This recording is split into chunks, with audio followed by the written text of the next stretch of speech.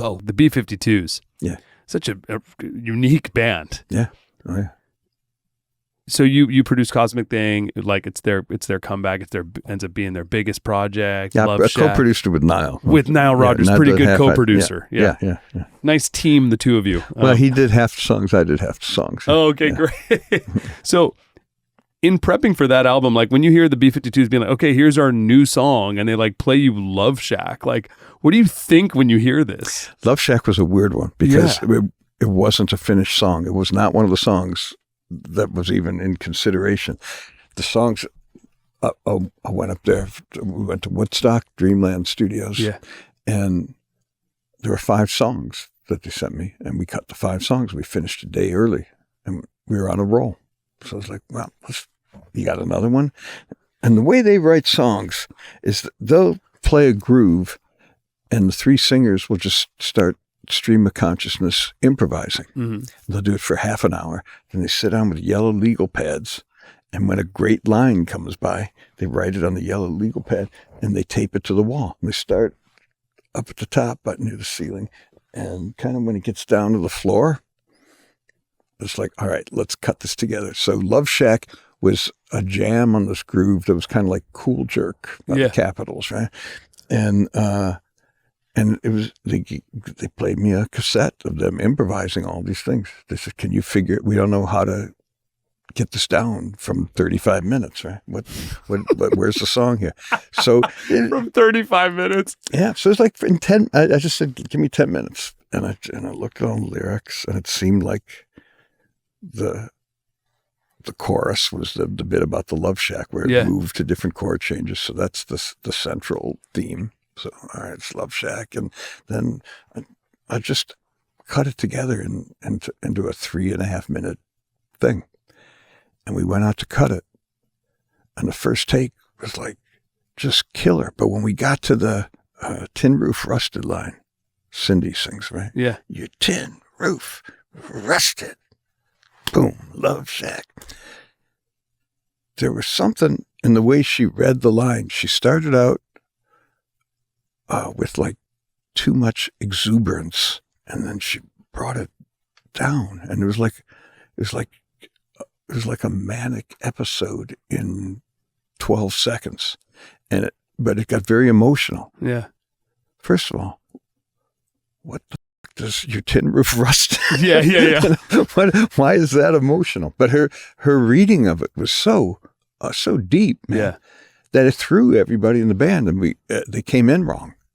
So we spent the whole day trying to recut it. We got like 35 takes, and it was getting further and further from the truth.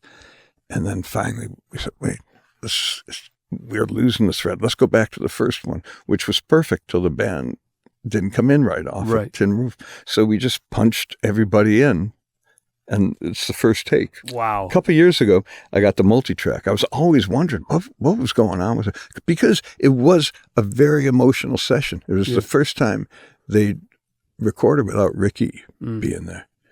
And that's Cindy's brother.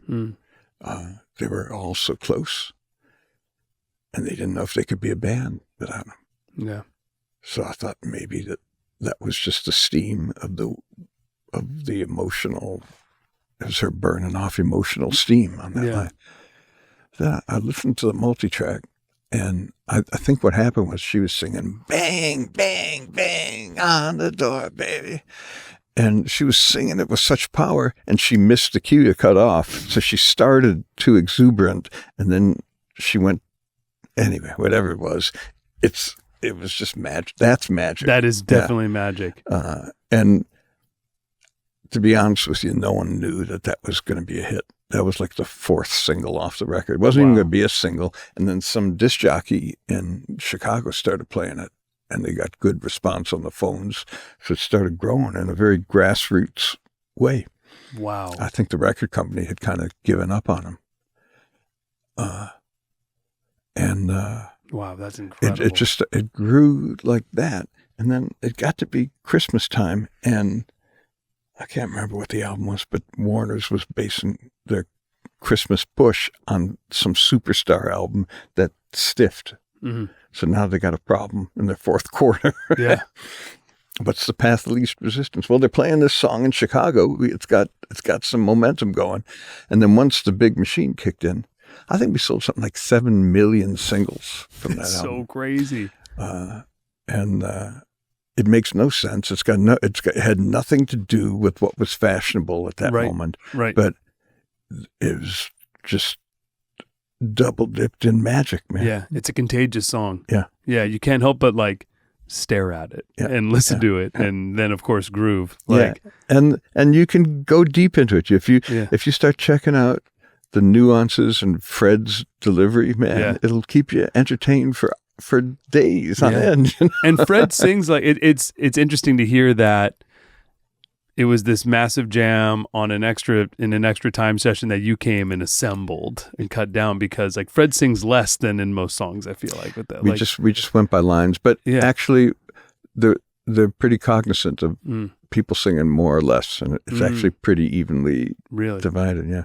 It's amazing. I love that song so much. Yeah, great. Thanks. Man. It's one of those songs you're like, how do you write this? How does this come to life? Yeah. It's an interesting way of writing. Go with Elmo. Go with Elmo. Go with Elmo. Go with Elmo. Go with Elmo. Go with Elmo. Go with Elmo. This is the stuff, man.